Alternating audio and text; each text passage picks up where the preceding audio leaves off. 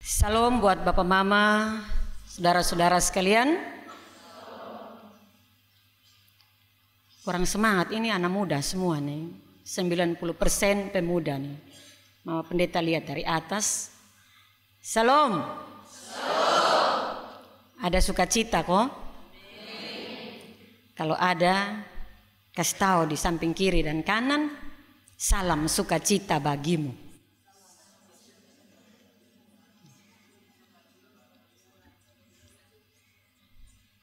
Luar biasa jemaat diaspora Danau Ina, ya. Semua benar-benar menunjukkan sukacita, karena itu saya lihat jabat tangan itu dengan wajah penuh senyuman. Ada yang salam sukacita tapi di pemuka nih kayak baru makan habis asam.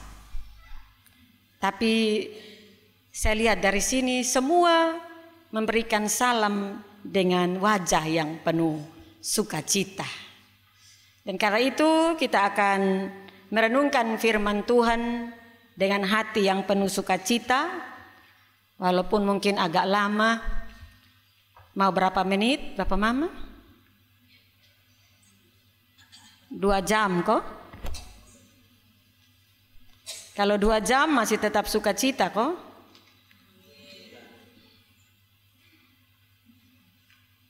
Ada yang masih tapi dalam hati ini was-was. Bapak Mama, pemuda-pemudi, semua yang terkasih dalam Tuhan Yesus, di minggu terakhir bulan pendidikan yang kita rayakan bersama semua warga Gemit. Untuk minggu ini kita diberkati dengan firman Tuhan yang telah kita baca bersama dari surat kedua Yohanes pasal 1 ayat 4 sampai ayat 11. Dan kita merenungkan firman Tuhan ini di bawah tema mendidik dalam kebenaran. Mendidik dalam kebenaran. Jemaat Tuhan yang terkasih dalam Yesus Kristus, kita mengaminkan bahwa kekristenan dari sejak berdiri dalam persekutuan gereja mula-mula sampai dengan saat ini terus mengalami pertumbuhan, terus mengalami perkembangan dari masa ke masa, dari abad ke abad, dari segala situasi dan dalam segala kondisi. Dalam pertumbuhan dan perkembangan itu banyak sekali tantangan-tantangan yang menghantam kehidupan orang Kristen, gereja di muka bumi ini. Tetapi kita bersyukur karena sampai saat ini gereja Tuhan, orang percaya tetap mengalami pertumbuhan. Bahkan juga setiap waktu pertumbuhan yang dialami oleh gereja itu semakin hari semakin terasa begitu luar biasa. Walaupun di sisi lain juga ada gereja, ada persekutuan-persekutuan yang perjalanan pertumbuhannya itu begitu lambat, bahkan terkadang juga dia akhirnya bubar di tengah jalan. Persekutuan itu bubar di tengah jalan. Dan kalau kita melihat gereja Tuhan yang tetap teguh berdiri mengalami pertumbuhan dari masa ke masa, itu dapat dipastikan karena gereja itu, persekutuan itu tetap berusaha berjalan pada jalan kebenaran, pada ajaran kebenaran yang sejati. Gereja yang berjalan dalam jalan kebenaran yang sejati, dia tidak akan mudah runtuh, tidak akan mudah hancur karena berbagai ajaran-ajaran sesat. Tetapi kalau gereja persekutuan yang membuka celah, membuka diri, apalagi menghidupi ajaran-ajaran di luar kebenaran Kristus, di luar kebenaran firman Allah, dia tidak akan bertahan. Amin kok? Karena itu kita lihat sejak dari gereja mula-mula sampai saat ini, bahkan pertanyaan-pertanyaan yang sama selalu dilontarkan, selalu dipakai untuk menghancurkan iman dari orang Kristen. Pertanyaan yang sebenarnya sudah dikeluarkan, disampaikan dari abad-abad pertama sampai di abad sekarang ini juga masih saja dihembuskan oleh orang-orang yang sebenarnya sangat menginginkan popularitas dan lain sebagainya. Contohnya kalau tidak salah pada tahun lalu kita sedikit dihebohkan dengan viral ya, sebuah ajaran baru tentang kekristenan. Ya, ajaran itu mengatakan bahwa Alkitab ini adalah bukan sesuatu yang tidak bisa dirubah. Alkitab itu bisa dirubah. Bahkan ajaran itu mengatakan bahwa Yesus Kristus itu bukan Tuhan, dia hanyalah manusia yang mulia. Dan itu sangat menghebohkan seluruh dunia, terutama kita di Indonesia ya, karena orang yang omong itu dari Indonesia. Sebenarnya pertanyaan-pertanyaan seperti itu menguji kebenaran, menguji ajaran yang didasarkan pada Alkitab ini, itu sudah ada beratus tahun yang lalu. Jadi itu bukan hal yang baru. Tetapi kita lihat pada akhirnya ajaran-ajaran itu menguap dan hilang di telan waktu. Itu berarti bahwa kebenaran itu teruji. Kebenaran itu ya dan amin. Kita sering mendengar ada kebenaran dan ada kebetulan ya. Benar, kalau dari akar katanya ini benar dan betul itu sepertinya sama. Benar kok, betul kok. Kita bilang iya benar, iya betul. Tapi kalau ditambah awalan ke dan akhiran an, kebenaran dan kebetulan itu jauh sekali dari arti ya. Itu berarti bahwa semua yang setiap hari hingar-bingar di kita pun telinga, kita pun mata, kita pun pikiran ya, belum tentu itu satu kebenaran. Itu sesuatu yang harus diuji. Apa alat yang bisa dipakai untuk menguji setiap ajaran yang datang adalah Alkitab. Jemaat Tuhan yang terkasih dalam Yesus Kristus, dan itu pula yang disampaikan lewat teks firman Tuhan yang kita baca dari surat kedua Yohanes pasal 1 tadi, ayat 4 sampai 11. Kalau kita membaca dari ayat pertama, jelas bahwa surat ini ditulis oleh Rasul Yohanes sendiri.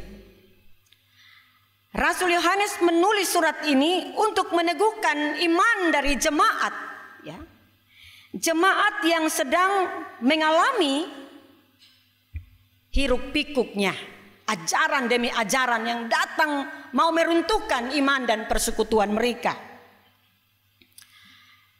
Rasul Yohanes mengingatkan mereka agar mereka tetap ada pada jalan kebenaran dan berhati-hati. Berhati-hati dengan para penyesat. Tetapi sekalipun dia ada rasa was-was di dalam hati dari Rasul Yohanes, dia mengawali isi surat ini dengan sebuah rasa syukur, rasa sukacita. Dia ungkapkan di sini. Karena dia melihat bahwa sebagian besar jemaat pada waktu itu masih menjaga langkah mereka, hidup mereka di dalam jalan kebenaran itu. Dan kalau kita mau merenungkan lebih dalam, kalau Rasul Yohanes ini dia bersyukur karena masih ada yang mau hidup dalam kebenaran, berarti ada sebagian yang sudah terkontaminasi dengan berbagai macam ajaran. Ada sebagian besar jemaat yang gampang sekali terpengaruh, gampang sekali terbawa dengan berbagai macam arus-arus pengajaran yang menyesatkan. Dan karena itu ia merasa perlu mengingatkan jemaat. Pada saat itu jemaat Tuhan, tadi saya katakan bahwa ini sesuatu yang sudah berabad-abad dan diulang-ulang. Jadi kalau apalagi pemuda-pemudi ini ya, dalam masa-masa usia-usia kalian ini sangat mudah untuk terpengaruh dengan berbagai hal yang baru. Sesuatu yang baru, apalagi sesuatu yang viral itu gampang sekali mempengaruhi. Hati-hati. Pertanyaan yang sama juga sudah ada sejak zaman Rasul Yohanes. Pada saat itu sedang berkembang ya, satu ajaran sesat yang disebut doketisme. Doketisme ini juga mengajarkan bahwa Tuhan Yesus itu dia bukan manusia sejati. Karena itu dia tidak mati seperti manusia mati. Ia hanya seolah-olah mati, seakan-akan dia mati. Itu hubungannya adalah bahwa menggugurkan ajaran tentang karya penyelamatan Kristus sebagai manusia yang sesungguhnya, tetapi Allah yang sesungguhnya. Dia mati dalam kemanusiaannya yang sejati, dan dia bangkit dalam kealahannya yang sejati. Dan itu terus mengganggu iman dan persekutuan dalam jemaat ini. Karena itu tidak main-main Rasul Yohanes mengingatkan jemaat. Dia bilang, ingat, kalau ada orang yang kasih perdengarkan ajaran-ajaran sesat yang bertentangan dengan kebenaran Alkitab, bertentangan dengan firman Tuhan, dengan kebenaran yang sudah kamu tahu sejak awal, jangan pernah memberikan celah, memberikan salam, apalagi menerima orang itu dalam rumahmu. Ini keras sekali. Rasul Yohanes benar-benar tegas untuk menghadapi, untuk bisa menghalaukan ajaran-ajaran sesat dari pertumbuhan jemaat. Harus ada ketegasan. Bagi Rasul Yohanes tidak ada kata kompromi, tidak ada kata membuka peluang sedikit. Kalau sudah tahu bahwa itu sesat, jangan coba-coba membiarkan dia masuk ke rumahmu, apalagi bersalaman pun tidak boleh. Dikatakan di sini, jangan engkau memberi salam. Ya. Karena pada saat itu, kalau bahkan sampai kita saat ini, kalau kotong bilang salam, ya, salam itu bukan hanya sekedar sapaan, ya. Salam itu punya arti yang sangat luas. Salam itu artinya salam damai sejahtera bagimu. Nah, itu yang Rasul Yohanes tidak setuju. Kalau ketong bilang salam damai sejahtera bagimu, berarti apa yang dia ajarkan itu ketong aminkan. Itu yang membuat Rasul Yohanes memperingati jemaat Tuhan agar mereka memiliki ketegasan. Mereka benar-benar punya prinsip, punya sikap yang tegas.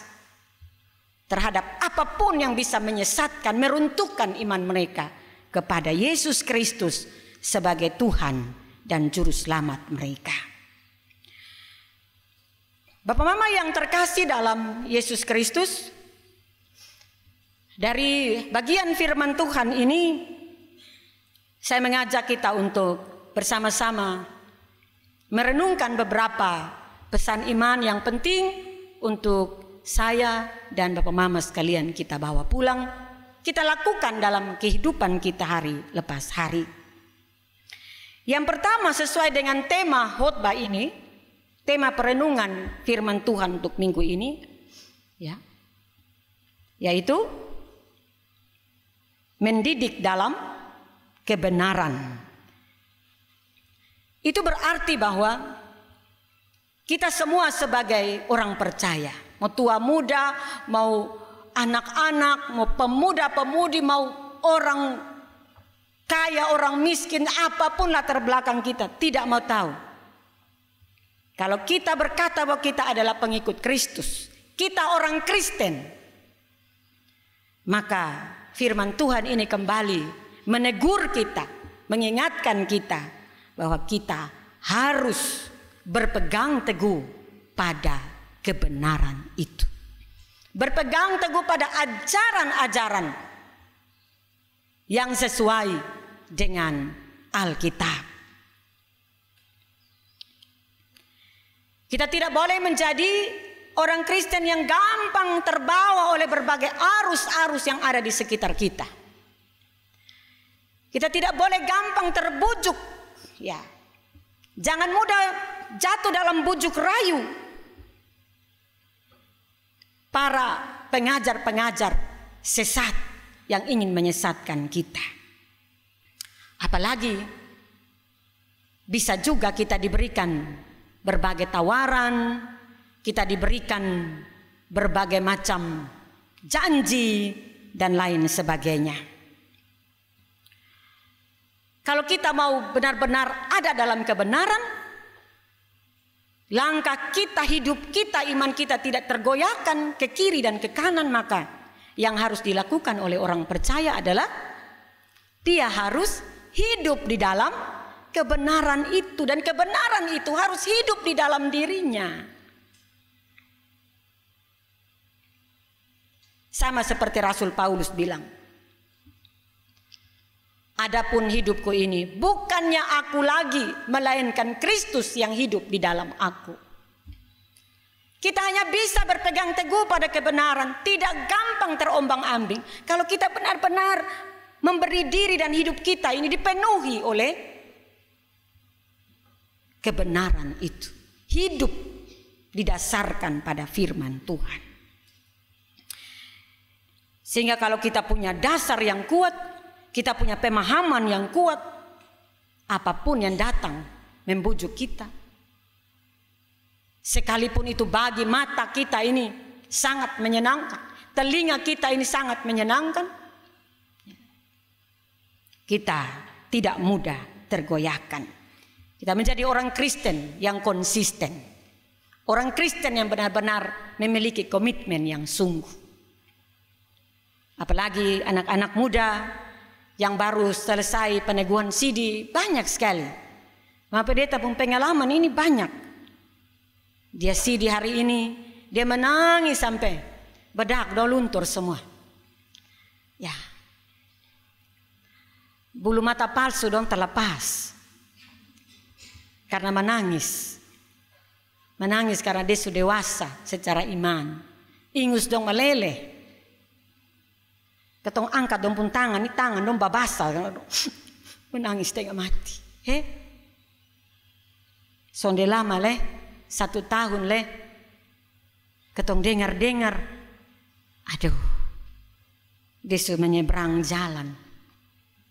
Baik kalau dia hanya menyeberang sah, ada yang dia bisa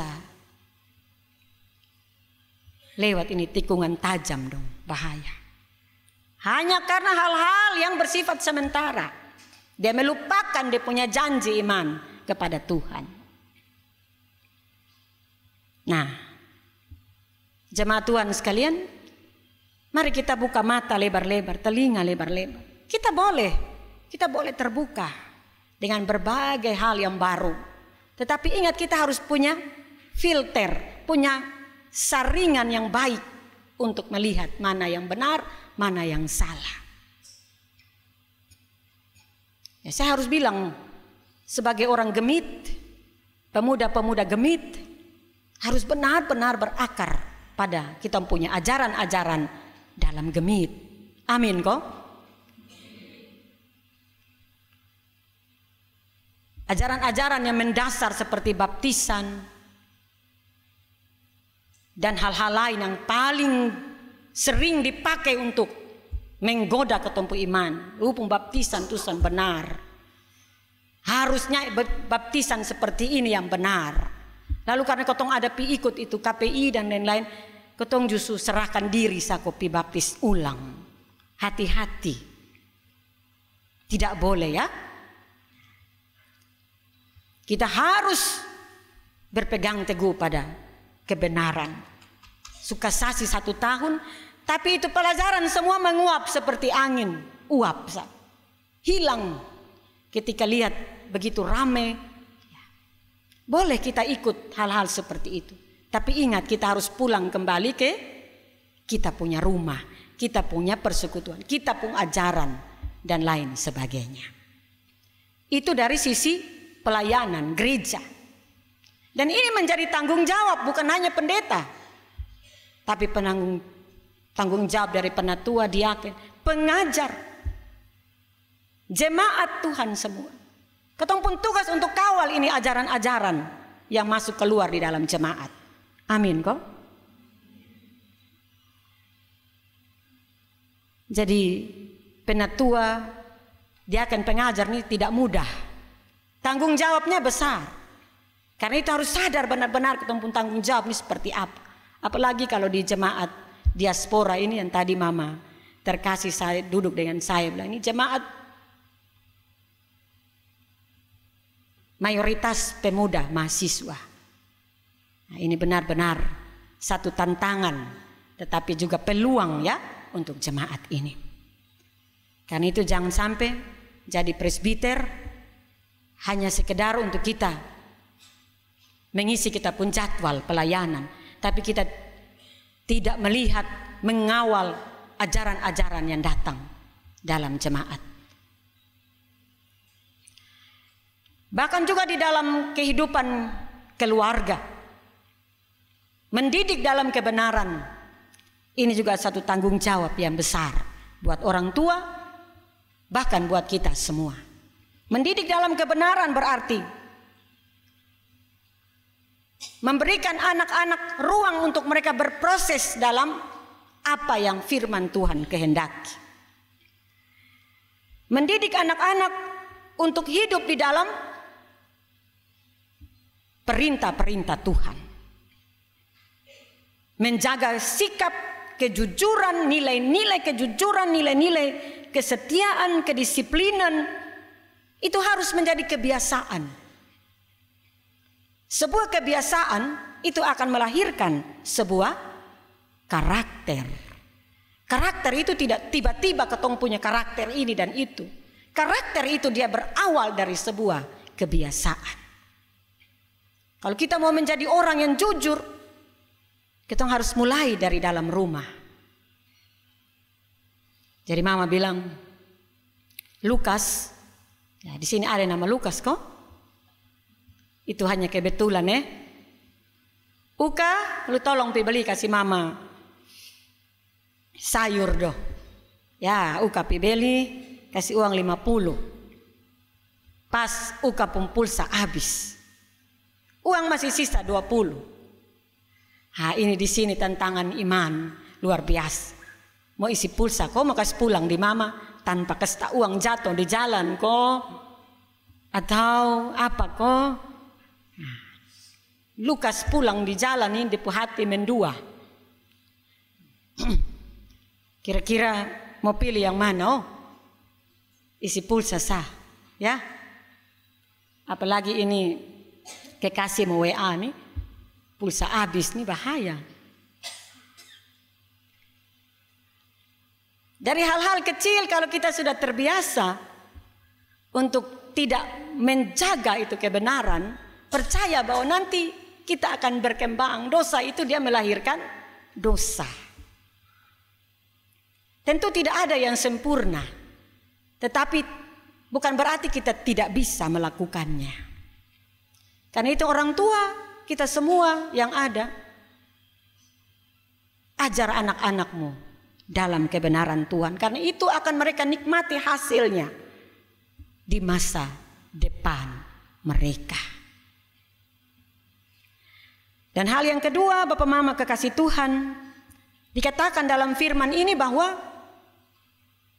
salah satu ciri orang hidup dalam kebenaran adalah melakukan hukum kasih itu dengan sungguh-sungguh. Melakukan hukum kasih adalah ciri khas dari kebenaran sejati.